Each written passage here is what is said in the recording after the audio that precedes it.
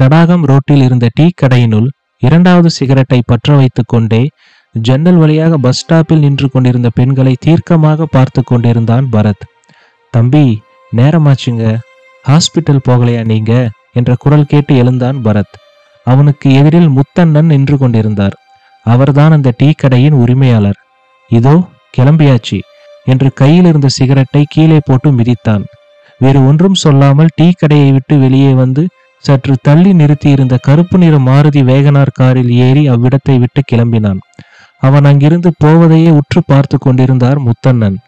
யோ என்ற குரல் கேட்டு திரும்பினார். எண்ணெய் சட்டியில் வடை போட்டு கொண்டிருந்த மனைவி சாந்தியை பார்த்து என்ன என்பது போல முறைத்தார். நம்ம கடையில டீ, காஃபி, வடை, கூல்ட்ரிங்க்ஸ் மட்டும்தானே விற்கிறோம். யாருக்கும் சிகரெட் பாக்கெல்லாம் விற்கிறதில்ல.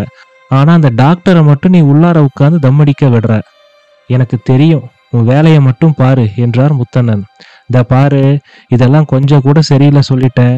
அடிக்கடி அந்த ஆள் இங்க வந்து உட்கார்ந்துகிட்டு ஜன்னல் வழியா பஸ் ஸ்டாண்ட்ல நிக்கிற பொண்ணுங்களை பார்த்து சைட் அடிக்கிறாரு.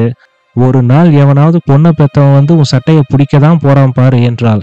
வாயை மூடிக்கிட்டு வேலையை பாக்குறியா என்றார் முத்தண்ணன் எரிச்சலுடன்.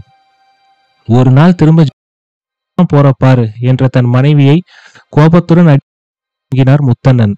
எப்போ என்ற குரல் கேட்டு சட்டென்று நின்றார். +1 படிக்கும் அவருடைய மகள் மலர் வந்து கொண்டிருந்தாள்.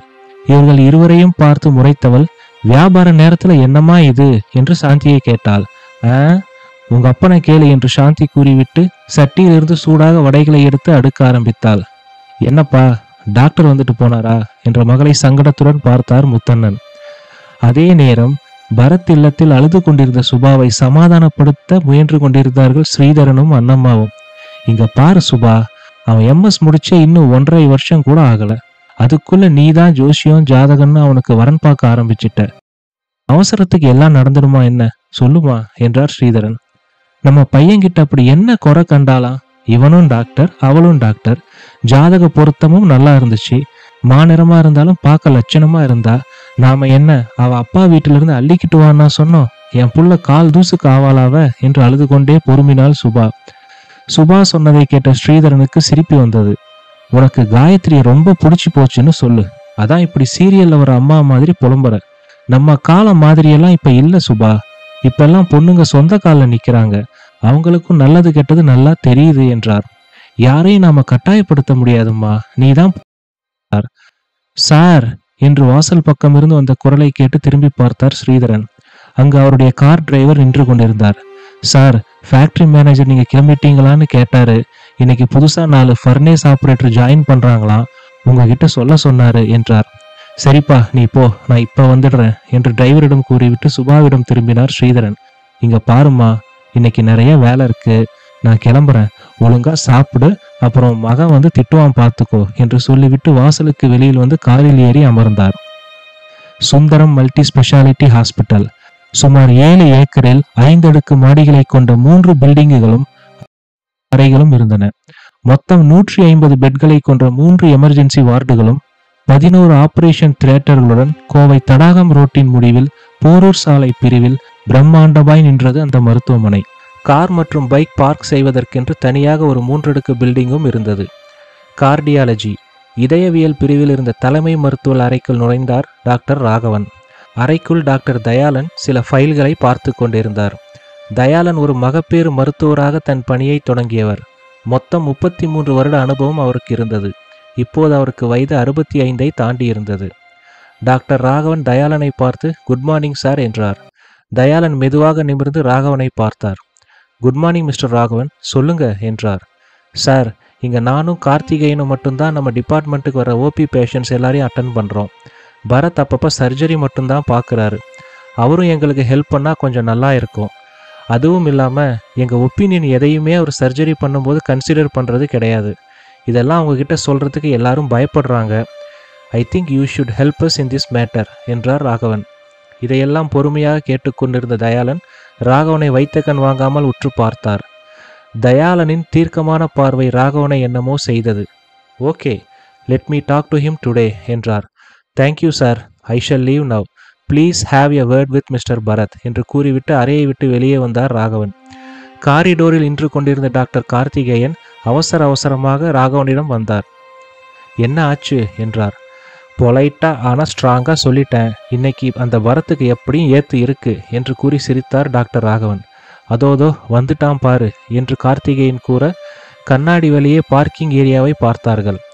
அந்த ஹாஸ்பிட்டல் பணியாளர்களுக்கு என்று ஒதுக்கப்பட்டிருந்த பிரத்யேகமான பார்க்கிங் ஏரியாவில் வந்து நின்ற பிளாக் கலர் வேகனாரில் இருந்து வெளியே வந்தான் பரத்.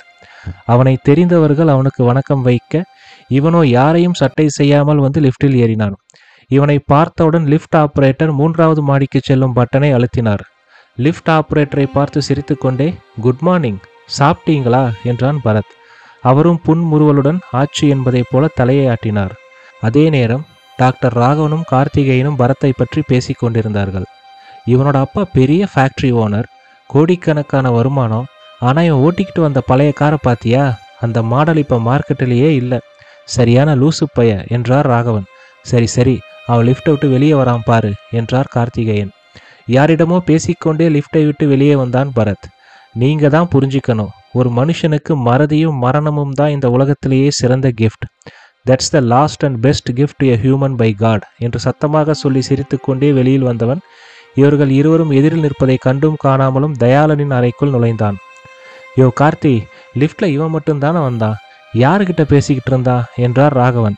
ஒருவேளை அந்த லிஃப்ட் ஆப்ரேட்டர்கிட்ட பேசியிருப்பானோ என்று சொன்ன கார்த்திகேயனை முறைத்து பார்த்து கொண்டே அந்த ஆப்ரேட்டர் கிளத்துக்கு தான் 2 காதும் கேட்காதே என்றார் ராகவன்.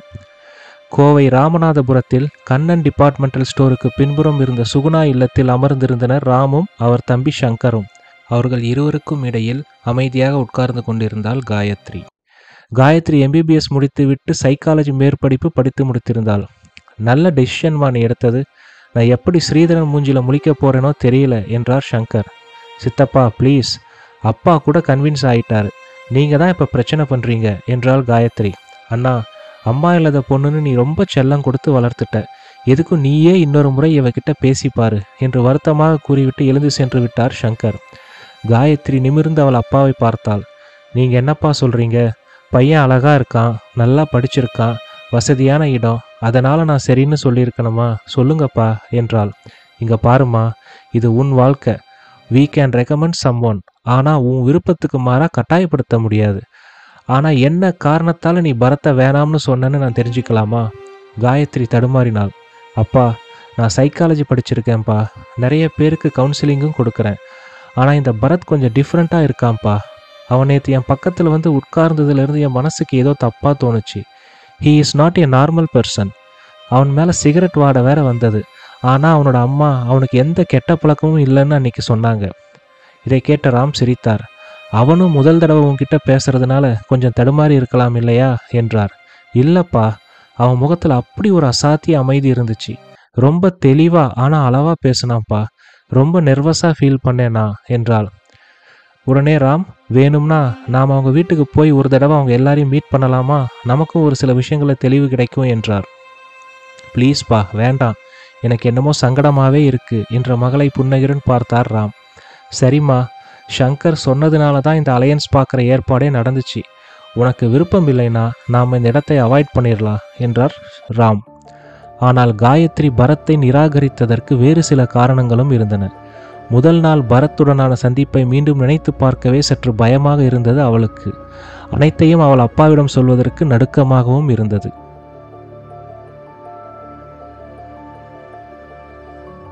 இந்த வீடியோ உங்களுக்கு பிடிச்சிருந்தா லைக் பண்ணுங்க, உங்க ஃப்ரெண்ட்ஸுக்கும் ஷேர் பண்ணுங்க, எங்க சேனலை சப்ஸ்கிரைப் பண்ணுங்க. தேங்க்ஸ் ஃபார் வாட்சிங் டில் த எண்ட். உங்கள் ஆபுத்திரன்.